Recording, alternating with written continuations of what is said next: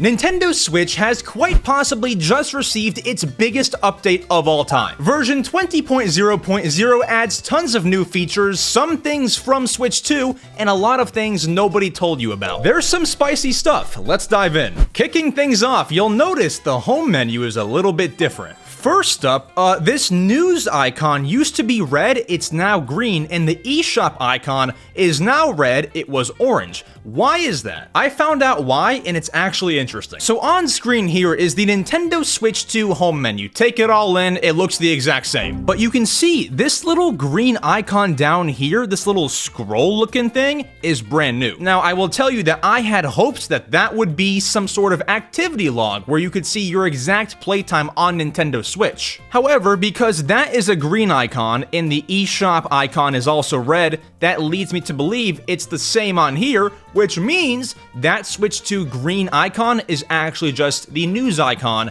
now that the Switch 1 version is green. If that makes any sense, I'm saying this icon green means that green icon is the news icon. Kind of upsetting if you're not a big fan of the news tab, but that's what I first noticed. Then you'll notice a couple new icons. We have the Game Share icon. Now, I thought this would be released when Switch 2 came out. I guess I'm wrong. If we open up the Game Share tab, select a user, we get Nintendo Switch 2 users can use Game Share, and you can play together. And then you can join a Game Share, so it seems if you have a Nintendo Switch 2, you are the one who has to initiate the Game Share, and then Switch 1 consoles are able to join. So you can't Game Share a Switch 1 to another Switch 1, it has to be initiated and begun from a Switch 2. Because all the menus say you need a Nintendo Switch 2. And what they're not telling you is that Game Share technically costs $450. They just don't want you to look at it that way. I mean, Game Share's neat. Am I gonna use it? Probably not, but it's on your Switch now for when the Switch 2 comes out. And then you'll notice a brand new tab, Virtual Game Cards. Now, this was revealed in the March 27th, 2025 Nintendo Direct,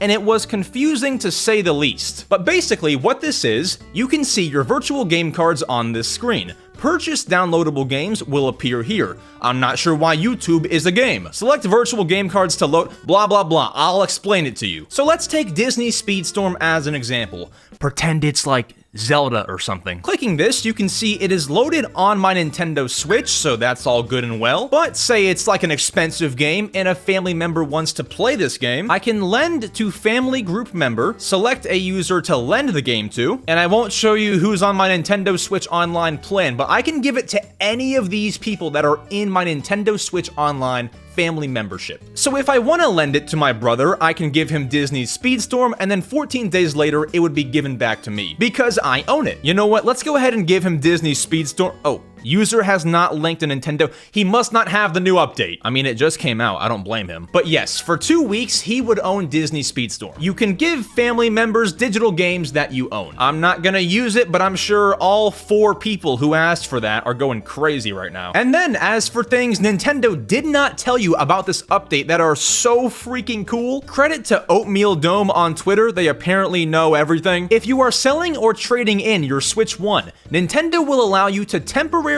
upload all your data to their servers for later download when you receive your Switch 2. So very simple, guys, I'm selling my Nintendo Switch, $3,000, who wants it? Oh, you want it? Here it is. Good thing I uploaded all my data to Nintendo's servers. So now that I just scammed that person, when I buy my Nintendo Switch 2, I can download all of my Switch 1 data from Nintendo's servers. And if they somehow, some way lose that data, you're gonna see a freaking outrage. And if you're wondering how long the Nintendo Switch data will stay in Nintendo's servers, according to Oatmeal Dome, it doesn't say how long, but it'll tell you when the deadline is. But if you're not gonna sell your Switch 1, Nintendo added a system transfer function in the bottom of system settings on your Switch 1 with this brand new update. One other tiny thing that Nintendo did not tell you about is if you go to change your icon on your Switch profile, Mario, Luigi, Peach, Yoshi, Who dat? That is, of course, the brand new Donkey Kong style. And I don't think I'm seeing things. The Mario and Luigi one are also brand new renders. Well, I mean, they're old renders, but they're new on Switch. You get what I mean. They're getting ready for Switch 2! Also, if you ever had a weird desire to transfer save data from one Switch to another, you can now select multiple games in the Send